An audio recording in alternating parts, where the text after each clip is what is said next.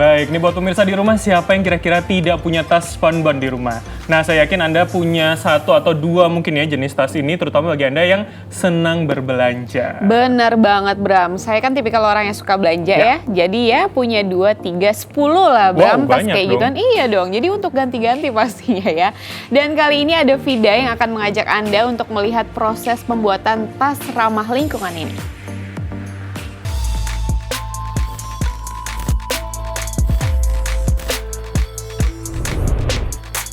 Ya, selamat pagi pemirsa. Pemerintah DKI Jakarta kan sudah melarang penggunaan plastik sekali pakai untuk berbelanja. Sebagai gantinya, masyarakat dihimbau untuk selalu membawa kantong belanja sendiri. Salah satunya adalah tas belanja dari bahan spunbond. Dan kali ini saya akan mendatangi salah satu pembuatan tas spunbond karena saya penasaran nih, gimana sih cara bikinnya. Yuk, ikutin saya. Ya, tas belanja berbahan spunbond kini memang menjadi primadona yang sering kali kita temukan di supermarket sebagai pengganti plastik sekali pakai.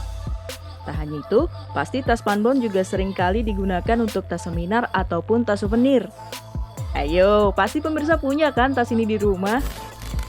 Kain spunbond atau polipropilen merupakan bahan non-woven.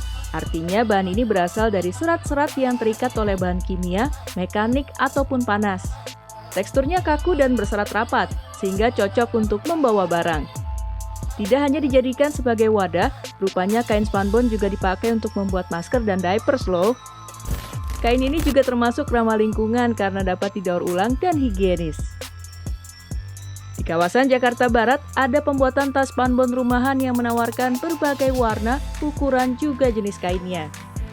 Terdapat berbagai jenis kain spunbond, mulai dari 25 gram hingga 100 gram. Semakin besar gram pada kain spunbond, maka akan semakin tebal juga bahannya. Sekarang lagi rame sih spunbond sih Mbak, spunbond karena biasa buat toko, buat restoran itu paling murah, paling bisa dijangkau rata-rata harganya ya sekitar 1.500 sampai 2.500 sudah sama toko juga bisa, tapi rata-rata sih 2.500-an karena buat mengganti plastik sih biasanya. Setelah desain diserahkan dari customer, pemotongan kain sesuai pola mulai dilakukan. Pengerjaan polanya masih manual loh. Setelah itu, potongan-potongan kain akan terlebih dahulu disablon sesuai dengan pesanan. Semakin banyak warna yang digunakan, harganya juga akan semakin bertambah. Eits, tapi jangan khawatir. Tas-tas ini dibanderol mulai dari Rp2.500 hingga Rp30.000, mengikuti jumlah yang dipesan dan tingkat kesulitannya. Masih terjangkau kan? Tak perlu menunggu lama, potongan kain yang sudah disablon bisa langsung dijahit hari itu juga. Pegangan tangan dan tali untuk mengikat tas ini mulai dijahit satu persatu secara teliti agar tidak ada yang terlewat. Ukuran tas spunbond ini juga bisa disesuaikan loh, mulai dari 30 x 40 cm atau 25 x 35 cm. Mau yang lebih besar lagi? Nah, ini seperti yang saya bawa ini, ukurannya 40 x 50 cm. Mas, ada yang udah disablon tadi Mas, tinggal dijahit. Ada yang udah jadi tuh Mbak. Oh iya? Wah, bagus banget nih Mas. Agak tebal juga nih Mas ya, bahannya bagus nih. Iya. Oh kuat ya Mas. Ini kira-kira satu hari bisa bikin berapa piece Mas? 100 biji paling. 100 biji ya Mas? Oh gitu pemirsa, jadi kira-kira selama satu hari bisa membuat 100 piece kantong belanja. Tergantung tingkat kesulitannya. Nah, kalau gitu ini buat saya boleh nggak Mas? Boleh banget. Udah cocok nih sama baju saya. Ijo, makasih ya Mas. Sama-sama. Yeay. Dengan pekerja kurang lebih 60 orang, setiap harinya pembuatan tas spunbond ini bisa mencapai 2.000 pieces. Namun di tengah pandemi ini, omset pembuatan tas turun hingga 20%. Setelah dijahit dengan rapi, tahap terakhir adalah finishing.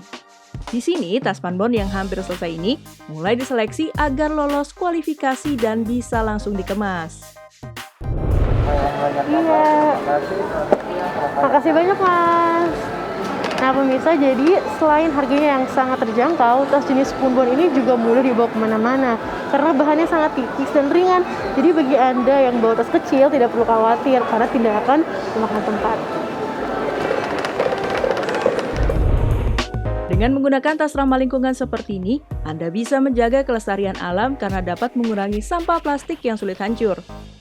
Selain itu, Anda juga dapat menghemat karena tidak perlu lagi membeli plastik. Fida Rahmania, Saiful Rizal, Jakarta.